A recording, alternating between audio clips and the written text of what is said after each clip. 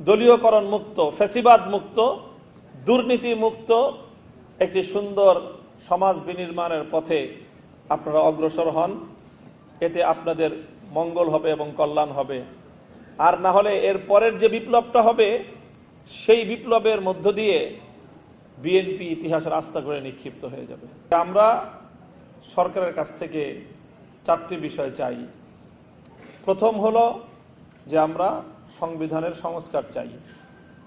কোনো যদি কিন্তু ছাড়া এই সংবিধানে সংশোধনীর এই ব্যাখ্যা ছাড়াই যেই সংস্কারের দাবি উঠেছে, যেই সংস্কারের কথা বিএনপি তার 31 দফার যে নির্বাচনী তার যে ইশতেহার ছিল সেখানেও সে ব্যক্ত করেছে, সেই সংস্কারটাই করতে হবে। অন্যথায় আমাদের বিরোধী দলীয় চিফ হুইপের ভাষায়, আজকে সভাপতির ভাষায়, তাহলে আমরাও আবার সেই সংবিধান পুনর্লিখন নতুন করে রচনা করার পথে হাঁটব। সময়ের সাথে সাথে দেখা দেয় নিত্য নতুন প্রয়োজন। রেডি থাকতে হয় প্রতি মুহূর্ত। তাই এলো ইনোভার, যেন আপনি লাইফে থাকেন রেডি প্রতিদিন। Innova, designed for now. এটা শুধু নাহিদ ইসলামের একার কথা নয়, এটা আমাদের সবার কথা।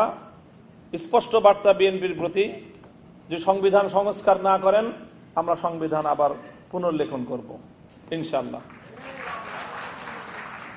আমরা দ্বিতীয় যে আমাদের বাংলাদেশের মানুষের যে অভিপ্রায়, বিপ্লবের যে অভিপ্রায়, সেটা হলো আমরা ক্ষমতার বিকেন্দ্রীকরণ চাই এবং আমরা ক্ষমতার মধ্যে একটা ভারসাম্য চাই।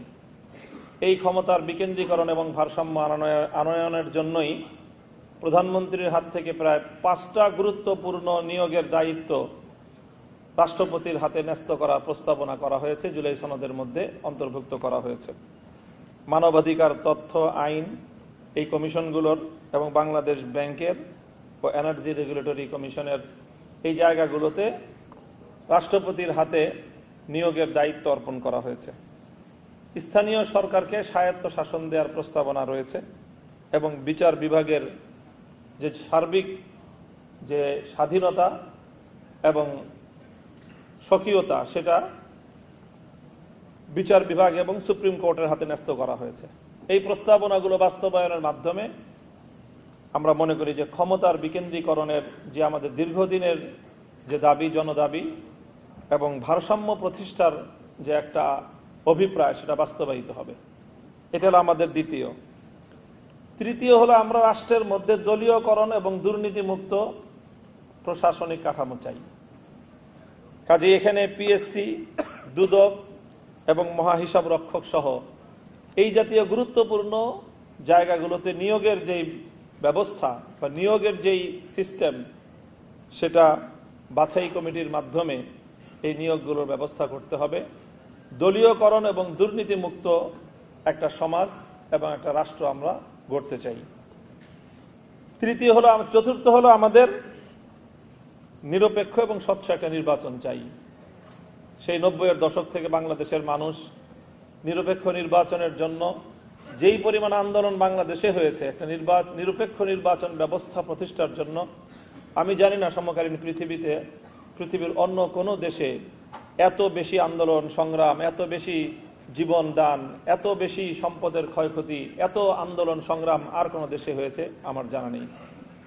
এরপরেও যদি বাংলাদেশের মানুষ একটা নিরপেক্ষ স্বচ্ছ নির্বাচনের নিশ্চয়তা না পায়, তাহলে এটা হবে আমাদের জন্য খুবই দুর্ভাগ্য এবং হতাশার কারণ। কাজেই সংবিধান সংস্কার, ক্ষমতার বিকেন্দ্রীকরণ, ভারসাম্য প্রতিষ্ঠা, দলীয়করণ ও দুর্নীতি মুক্ত প্রশাসনিক কাঠামো, নিরপেক্ষ স্বচ্ছ নির্বাচনের নিশ্চয়তা, এই 4টি মৌলিক বিষয় যে কোনো মূল্যে আমরা আদায় করে ছাড়ব, এই দৃঢ় প্রত্যয় আমাদের লাগবে। গতকাল এবি পার্টির প্রতিষ্ঠা বার্ষিকীতে বিএনপির নেতৃবৃন্দ উপস্থিত ছিলেন। তারা কেউ কেউ বলেছেন এমন যে আমরা এবার সংস্কার শুরু করি, 25% করি, 30% করি, তারপরে আবার আরেক সরকার এসে আরো 30% করবে, এভাবেই পূর্ণ হবে। সেই কথাটা ধরেই বলতে চাই, যদি অনেক দাবি আছে, জুলাই সনদ এবং গণভোটের যে বিষয়গুলি বাস্তবায়ন হওয়ার কথা, দ্বিকক্ষের উচ্চকক্ষ যেই পিআর পদ্ধতিতে হওয়ার কথা, এই সব বিষয়গুলোকে সামনে রেখে জনতার যে মৌলিক চাহিদা, বিপ্লবের যে মূল অভিপ্রায়, একটা সুন্দর, স্বচ্ছ এবং নিরপেক্ষ, দলীয়করণ মুক্ত, ফ্যাসিবাদ মুক্ত, দুর্নীতি মুক্ত একটি সুন্দর সমাজ বিনির্মাণের পথে আপনারা অগ্রসর হন। এতে আপনাদের মঙ্গল হবে এবং কল্যাণ হবে। আর না হলে এর পরের যে বিপ্লবটা হবে, সেই বিপ্লবের মধ্য দিয়ে বিএনপি ইতিহাসের আস্থা করে নিক্ষিপ্ত হয়ে যাবে। কাজেই আমরা ধীরে ধীরে জাতির কাছে আমাদের বার্তাগুলো পৌঁছানোর মধ্য দিয়ে আমরা বিপ্লবের প্রস্তুতি গ্রহণ করব। আসসালামু আলাইকুম ওয়া রাহমাতুল্লাহ।